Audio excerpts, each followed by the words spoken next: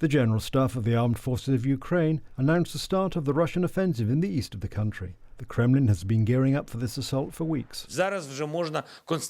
We can already claim that the Russian troops have begun the battle for Donbass, for which they have long been preparing. Numerous troops are now concentrated there. The rocket attacks on Lviv and elsewhere mean that we, the world and history, take far more from Russia than Russian rockets take from Ukraine. Every life lost is an argument for Ukrainians and other free peoples for generations to see Russia only as a threat.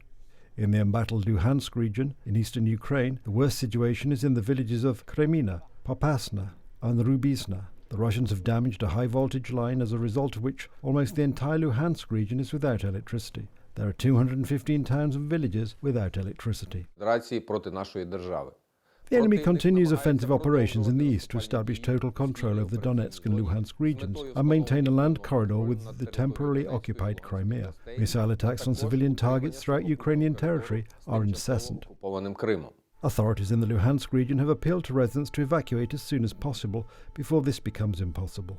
In areas already occupied by Russian troops, evacuation corridors could not be agreed for the third consecutive day.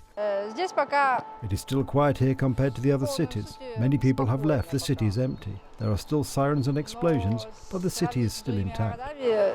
In besieged Mariupol, the Russians are bombing the Azovstal metallurgical plant from planes, where the combined forces of the Azov Regiment, naval infantry and territorial defence units are defending themselves. According to information yesterday, a number of civilians, including women and children, are also hiding underground at the plant. In southern Ukraine, the town of Nikolaev is still under shelling. Today rockets fell on a zoo. A week ago a water supply was damaged. People are drawing water from the river. I have been standing for an hour and a half. We are waiting for drinking water. I have 20-litre bottles here for 5 people. In the occupied town of Henishevsk, the Russians have put the Lenin monument back in place. Observers point out that this is not the same monument that stood there years ago. Yesterday's rocket attacks on Lviv were widely echoed.